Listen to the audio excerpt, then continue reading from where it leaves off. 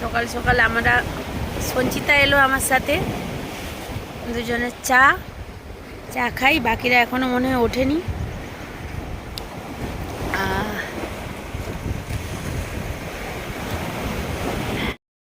Hello friends, welcome back to our channel and welcome to Anik blog. আজকে second দিন আমাদের বেরোনোর পালা। এবার ওরা ব্রেকফাস্ট রেডি করছে। সকালে চা আমরা খেয়ে ফেলেছি অলরেডি। ব্রেকফাস্ট রেডি করছে, লুচি তরকারি কী সব আছে এগুলো খাবো। তারপরে অলরেডি সব অর্ধেকে রেডি হয়ে গেছে, আমি একটু রেডি হওয়া বাকি আছে। মোমোই মাত্র ঘুম থেকে উঠেছে, রেডি হয়ে গেলে বেরোবো আমরা।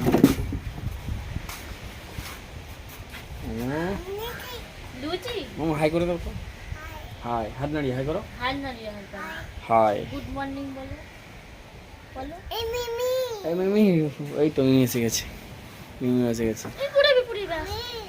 মেয়ে ওই মেয়েকেও খুঁজছি। চলো বসো বসো, চলো খাওয়া দাওয়া করে নিই। উফ, জাস্ট ওয়াও ওয়াও, জল আর জল।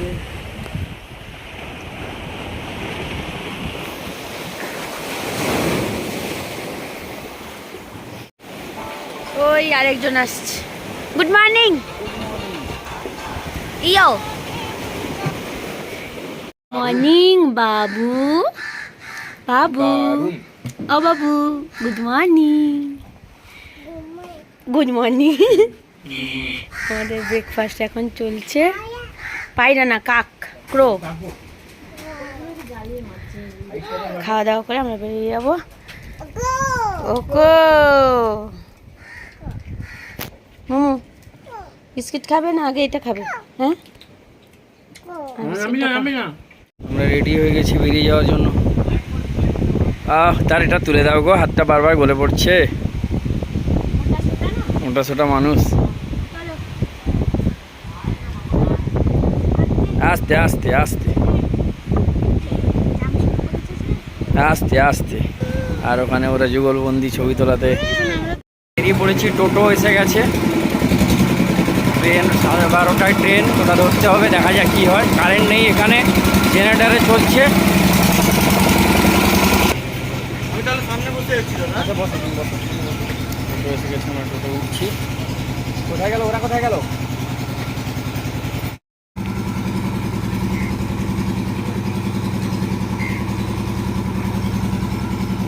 আসো আসো আসো বাবা, সাইড ব্যাগ নিয়ে আসছে একজন।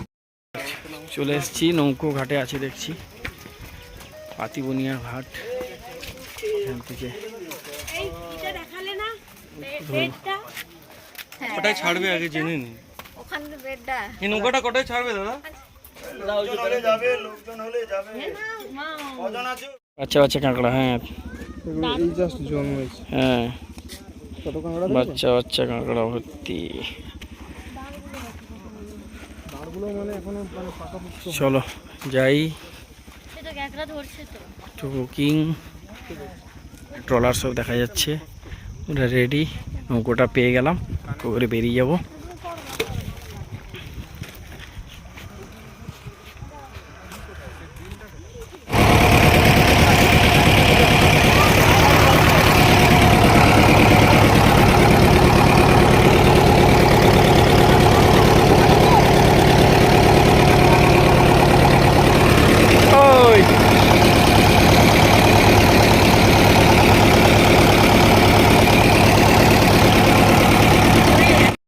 সাড়ে 11টা বাজে, আমরা পাতিবনিয়া ঘাট থেকে চলে এলাম।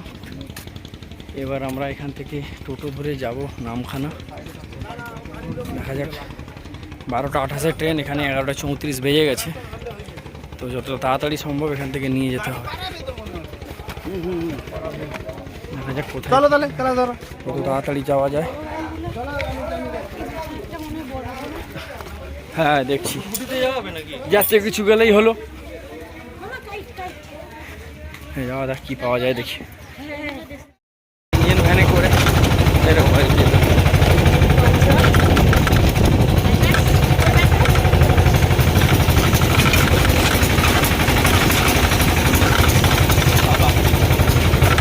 রাস্তাটাই খারাপ।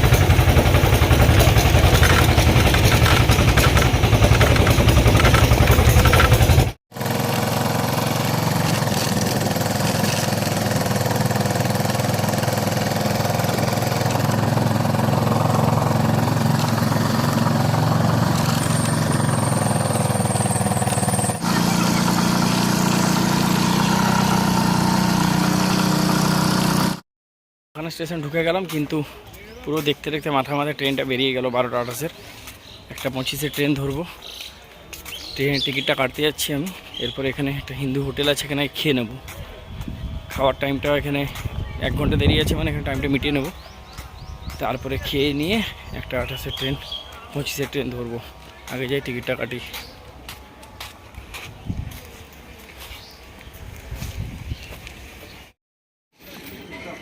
চলো আমরা স্টেশনে পৌঁছে গেছি, বাট 12:30টার ট্রেনটা মিস করে ফেললাম, তাই খাওয়া দাওয়াটা এখানে কমপ্লিট করতে হবে, কারণ 1:25-এর ট্রেন। এখানে খাওয়া দাওয়া করে তারপর বেরোবো। কি ওকে,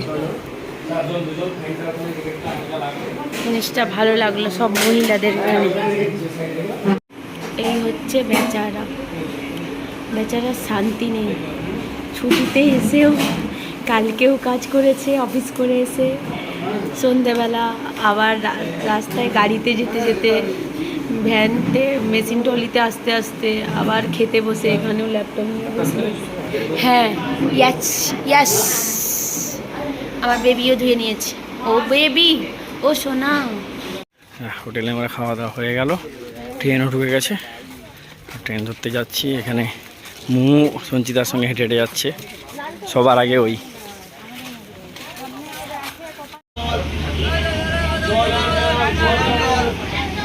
আমরা বেরিয়ে যাচ্ছি, ট্রেন ছেড়ে দিয়েছে। 1:35-এর ট্রেন।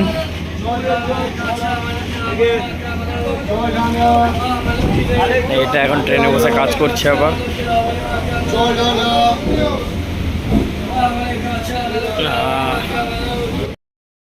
আমরা নিউ গড়িয়া স্টেশনে নেমে গেছি। এখান থেকে উবের বুক করেছি।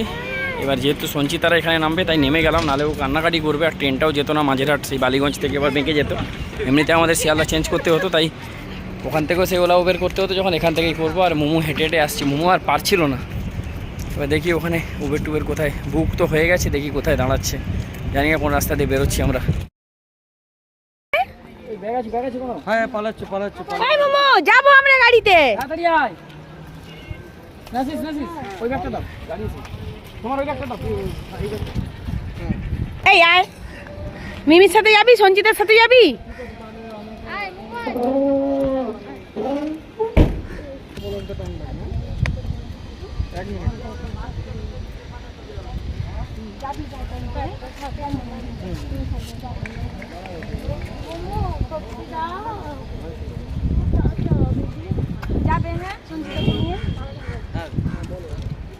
চলো চলো চলো।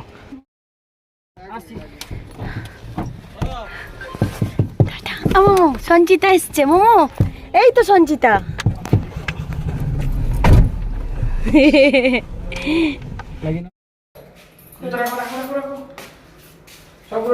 ঢুকলাম পুরো একদম সেই আধমরা। আর পারছি না। কেন ওগুলো করছো? চলো আগে ফ্রেশ হই, ঘরে ঢুকে তারপর কথা বলছি। আমরা সন্ধ্যে নাগাদ তো পৌঁছেছি, মানে 5টা 5:30টার দিকে রুমে ঢুকেছি। বা ঢোকার পরে আর মানে এতটাই টায়ার্ড, বিশেষ করে এই ট্রেনের জার্নিটা, মেনলি লোকাল ট্রেনের জার্নিটা, মানে বিশাল জার্নি। আর মানে মুর যে এতক্ষণ ছিল, ও তো এখন ঘুমোচ্ছে বেচারি।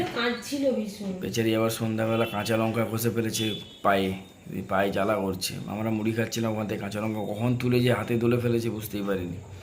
তারপরে কাঁদতে কাঁদতে এসিটা চালাতে ঘুমিয়েছে। তাও ওর মা ওকে মানে নারকেল তেল কত কিছু ঘষে দিল, বরফ, নারকেল তেল, যাই হোক ঘুমোচ্ছে। আর ব্লগ করার টাইম হয়নি। এবার আমরা খেতে বসেছি। এবার আসি ডিটেল রিভিউতে একটা, যেহেতু কালকে যে ব্লগটা তোমাদেরকে দেখিয়েছি, আমরা টুকটাক রিভিউ আমি কালকে বলেইছি অলরেডি।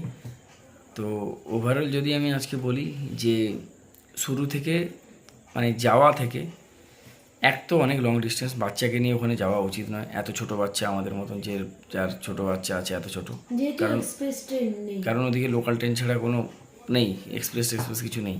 তো যাদের পার্সোনাল গাড়ি আছে তারা যেতে পারে, বাট গাড়ি তাও আমরা 2টো ঘাট দিয়ে এলাম। যাওয়ার সময় হুজ্জতি ঘাট, আসার সময় কী ছিল পাতিবুনিয়া ঘাট।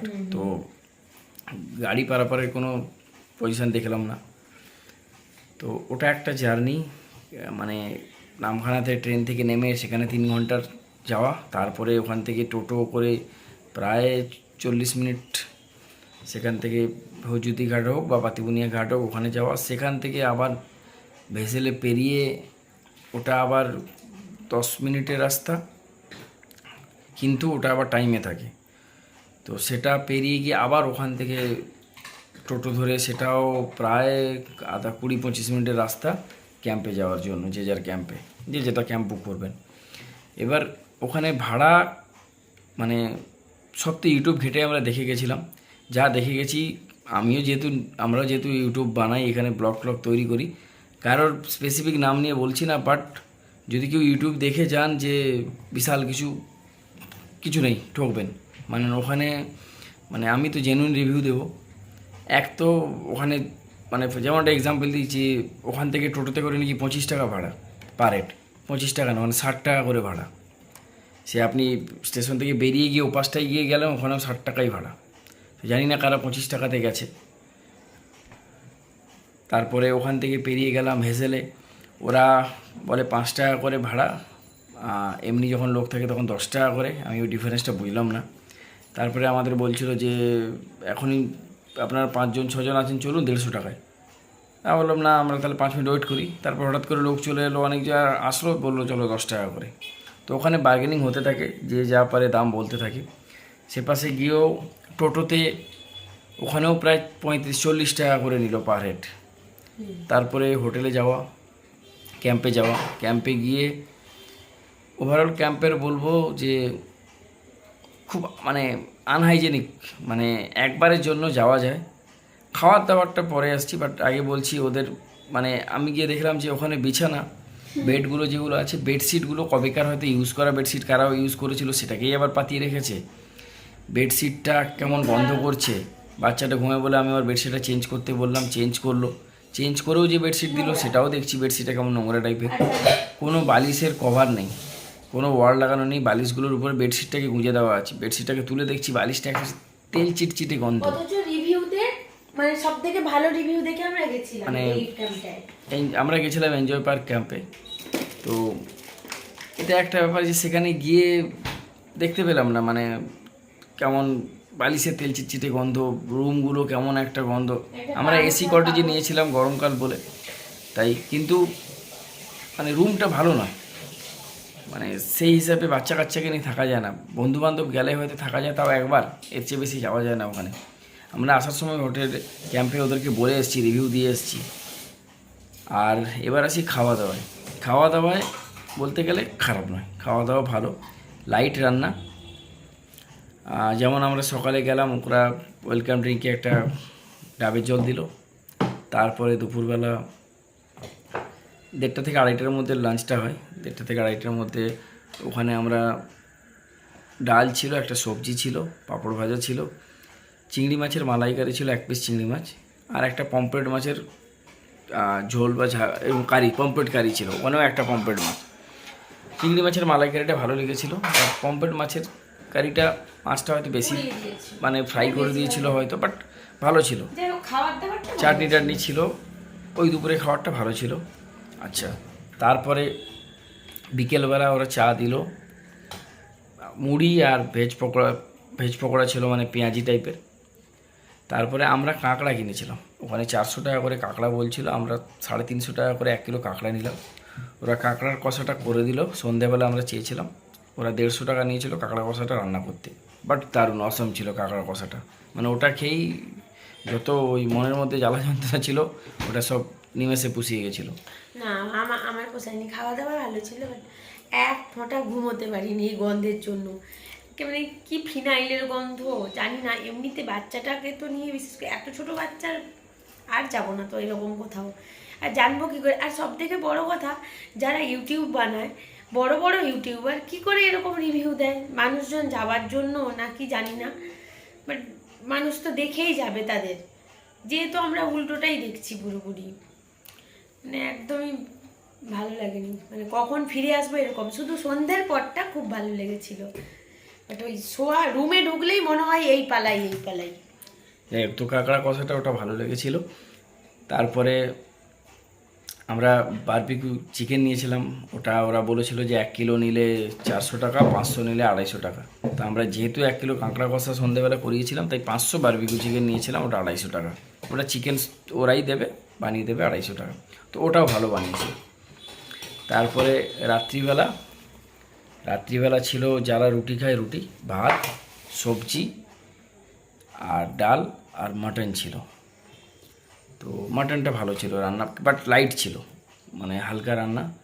মাটনও সাফিসিয়েন্ট ছিল, 4-5 পিস ছিল, খুব একটা বড় না খুব একটা ছোটো না, মিডিয়াম মোটামুটি সাইজগুলো, বাট ভালো ছিল, রান্না ভালো করেছিল, ঘরোয়া রান্না টাইপের ওখানে। তো এবার আজকে সকালের যেটা আমরা খেলাম, সকালবেলা ওরা দিয়েছিল লুচি, ডিম সিদ্ধ আর ঘুগনি, ওটা ভালো ছিল। তো খাওয়া দাওয়া মোটামুটি ভালো।